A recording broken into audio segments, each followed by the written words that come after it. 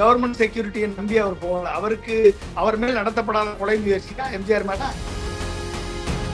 அவர் தன்னை நம்பினா தனது பிரைவேட் செக்யூரிட்டி அனுப்பினார். இன்னைக்கு இருக்கக்கூடிய சூழல்ல பாதுகாப்பு எல்லாரும் கேக்குறாங்க. இப்ப விஜய்க்கு கொடுத்தது மட்டும் ஏன் இவர் எனக்கு ஏன் பாதுகாப்பு தேவை, நான் மக்களை நம்புறேன்னு அவர் மட்டும் சொல்லணும்னு எப்படி சார் எதிர்பார்க்க முடியும்? பாதுகாப்பு கேட்டிருக்காரா விஜய்?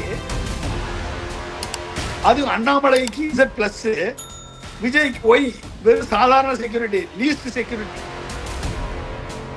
ஒய் செக்யூரிட்டி விஜய்க்கு கொடுக்குறாங்க அப்படின்னா நீங்க அதனுடைய பொலிட்டிக்கல் சிக்னிபிகன்ஸ் பிஜேபி விஜய்க்கு ஒரு முக்கியத்துவத்தை கொடுக்கிறது. எக்ஸ்க்ளூசிவ் அரசியல் அப்டேட்களை தெரிந்து கொள்ள மின்னம்பலம் சேனலை சப்ஸ்கிரைப் செய்யுங்க. மின்னம்பலம் நேயர்களுக்கு வணக்கம். விஞ்ஞானி திரு பொன்ராஜ் அவர்களிடம் பேச இருக்கின்றோம். வணக்கம் சார். வணக்கம். வணக்கம் கலைச்சி. நலமா இருக்கீங்களா? நல்லா இருக்கேன். நீங்க எப்படி இருக்கீங்க? நலமா இருக்கேன் சார், நலமா இருக்கேன். அடிடாஸ் போட்டிருக்கீங்க, ஆனால் தாமரை மாதிரி இருக்கு சார். இது அடிடாஸ் பிராண்ட். நீங்க தான் மாற்றி.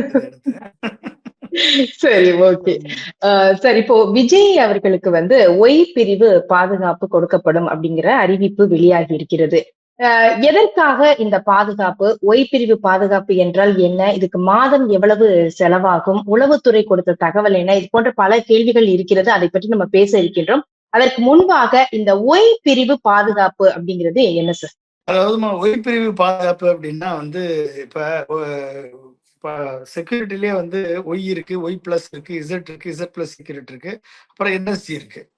அப்ப இத்தனை பிரிவுகள் செக்யூரிட்டி ஒரு தலைவர்களுக்கு, ஒரு பொலிட்டிக்கல் லீடர்ஸுக்கு, இல்ல செலிபிரிட்டிஸுக்கு, இல்ல முக்கியமான அதிகாரிகளுக்கு டெரரிசத்தினால,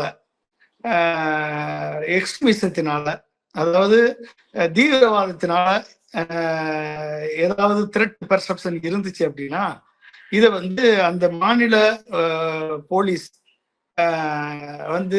ஒரு ரிப்போர்ட் சப்மிட் பண்ணா அதை அந்த ஸ்டேட் போலீஸினுடைய ரெக்கமெண்டேஷனை எடுத்துக்கிட்டு ஹோம் மினிஸ்ட்ரி அதை அனலைஸ் பண்ணி என்ன லெவல் ஆஃப் த்ரெட் இருக்கு அப்படின்றத, உண்மையிலே த்ரெட் இருக்கா இல்லையா என்பதை அனலைஸ் பண்ணி அவர்களுக்கு ஏற்றபடி த்ரெட் பெர்செப்ஷனுக்கு ஏற்றபடி அவர்கள் அந்த செக்யூரிட்டி எதை கொடுக்கறது, ஒய் கொடுக்கறதா, ஒய் பிளஸ் கொடுக்கறதா, இசட் கொடுக்கறதா, இசட் பிளஸ் கொடுக்கறதா அப்படின்றத முடிவெடுப்பார்கள்.